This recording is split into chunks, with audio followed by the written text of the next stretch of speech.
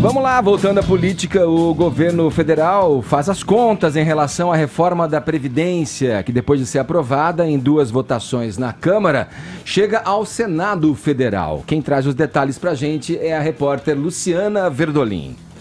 O governo faz as contas e calcula que é possível aprovar a reforma da Previdência até o fim de setembro lá no Senado Federal.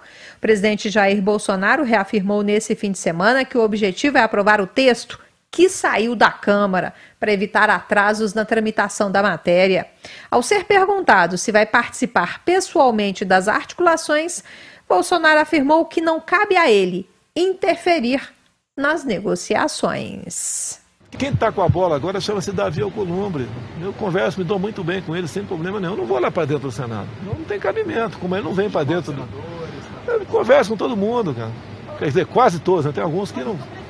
Segundo o ministro-chefe da Casa Civil, Onyx Lorenzoni, o objetivo agora no Senado é evitar que o governo tenha chamado de desidratação da proposta de reforma da Previdência.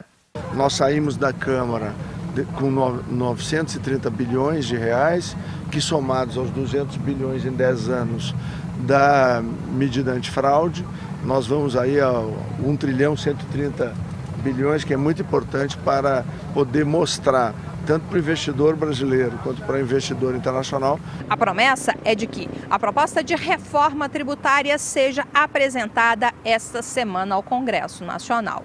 O presidente Jair Bolsonaro defende a necessidade de simplificar as regras. Defende o que ele chama de tirar o Estado do cangote daqueles que produzem no país. O presidente tem afirmado que é muito difícil empreender e que é preciso mudar essa realidade. E Rodrigo Maia quer aprovar a reforma tributária, não é aprovar, quer fazer uma reforma, Estados e União. Então vamos focar a União.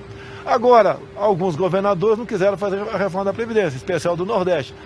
Estão agora nos procurando para ver o que pode fazer no Senado. No que depender de mim, né, eu não mando no Senado. Lá o general no Senado chama-se Davi Alcolumbre. Mas do que depender de mim, eu não emendaria essa proposta que chegou agora no Senado. O presidente afirmou também que já conversou com o presidente da Câmara, o deputado Rodrigo Maia, e a expectativa é de que a medida provisória da liberdade econômica, que reduz a burocracia em vários setores, seja votada em plenário essa semana. A medida provisória precisa ser aprovada até o fim de agosto, para não perder a validade. De Brasília, Luciana Verdolim. Tá aí, em função dessa reportagem da Luciana Verdolim, eu trago aqui e lembro ao ouvinte uma reportagem da Folha de São Paulo de hoje. O relator da reforma no Senado, o tucano Tasso Gereissati, diz que quanto mais quieto o Bolsonaro ficar, mais facilmente se aprova a proposta. E aí, Caio, para muitos a reforma da Previdência passou na etapa da Câmara dos Deputados, apesar, né, das tripudiadas ali do Bolsonaro. Como é que se avalia, como é que vai ser aí no Senado agora a tramitação da reforma? Seria um milagre, né? Mas eu acho que cumpre aqui só informar o ouvinte, porque a gente não fechou esse tópico de maneira adequada no bloco anterior. É importante falar que sobre a transferência dos presos do PCC, foi a Justiça de São Paulo que determinou as transferências, mas a Polícia Militar, aí então, sob tutela do Executivo, colocou mais de 21 mil homens nas ruas, prendeu mais de 200 pessoas e capturou outros 200 foragidos. Da mesma forma, o presidente Bolsonaro, portanto, no âmbito do governo federal, amparado aí também pela força da Polícia Federal, ele promulgou o quê? A garantia da lei e da ordem, né? Ele que decretou isso. Isso possibilitou a segurança externa dos presídios para os quais esses líderes do PCC foram transferidos. Então, assim, sem uma articulação entre Executivo, Judiciário, Polícia Militar, Polícia Federal e inclusive as Forças Armadas que cederam os aviões para transportes desse preso, isso não teria acontecido. Então, se de fato essa foi a frase do procurador, ele se equivocou em guardar para si todo o crédito por essa ação. A Polícia Federal, inclusive, ela atua, e agora com mais ênfase ainda, contra o PCC. Há uma semana,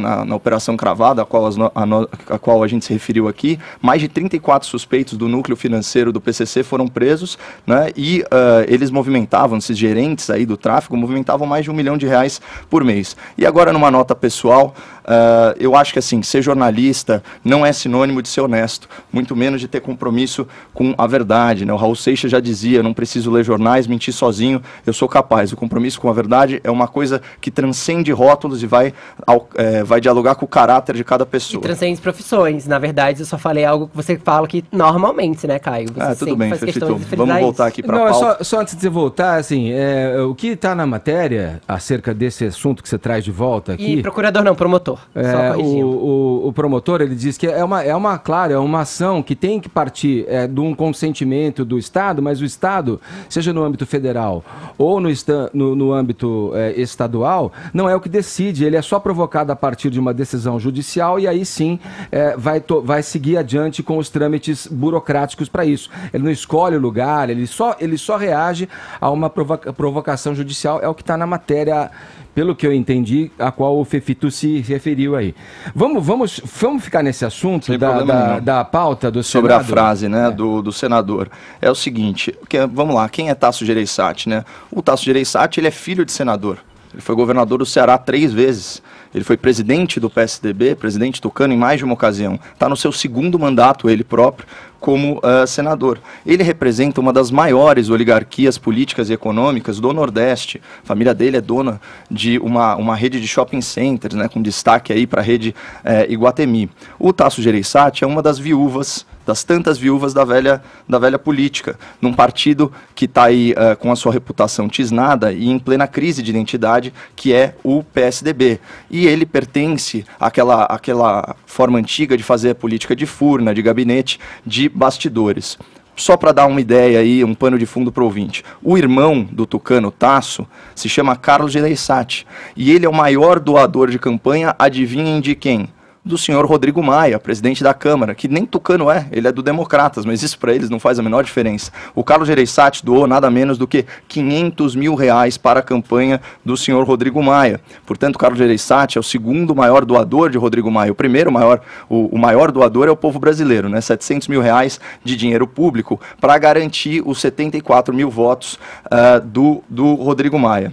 Então, por que eu estou falando tudo isso? Porque a velha política, ela lembra muito aquela poesia de nome muito sugestivo do Carlos Drummond de Andrade, que se chama A Quadrilha, né, que falava João amava Teresa, que amava Raimundo. Aqui é a mesma coisa. O Tasso é irmão do Carlos, que doou para Maia. É assim que funciona. Então, quando ele sugere que o presidente fique calado, ora, nós todos aqui somos críticos aí ao tom e às falas não presidenciáveis do Jair Bolsonaro. Agora, fica muito difícil explicar a ampla maioria, por exemplo, no primeiro e no 2º turno das votações da Câmara. Ora, se fosse um desastre absoluto, como que isso foi conquistado?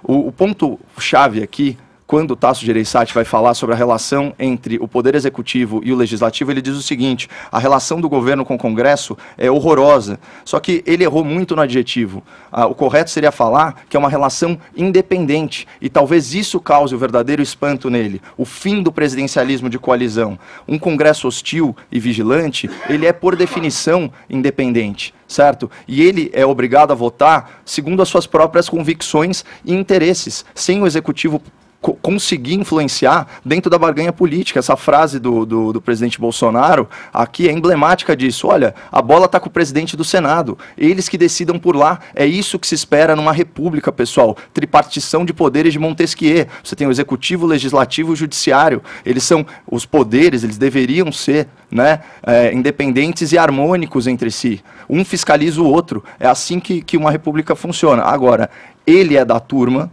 né, da velha guarda tucana, que estava acostumado com o quê? Como que o Fernando Henrique conquistou os votos para a reeleição? Como que o PT conseguia ampla maioria para aprovar suas medidas provisórias? A gente sabe muito bem o que era feito isso. E, de novo, eu volto ao ponto. Em 2017 e 2018 existia Rodrigo Maia, existia Centrão e também existia o senhor Tasso Gereissati. Então, por que eles não lograram êxito aprovando a reforma da Previdência e poupando o Brasil aí de 2 anos de déficit fiscal? Por que eles não conseguiram e o governo Bolsonaro consegue? Porque consegue mobilizar as pessoas, colocar o povo na rua para justamente fiscalizar o poder legislativo. Então, assim, é só a gente olhar as variáveis do processo para ver que as colocações do Tasso são um desatino e soam muito mais como lamento e nostalgia de uma influência que ele não tem mais.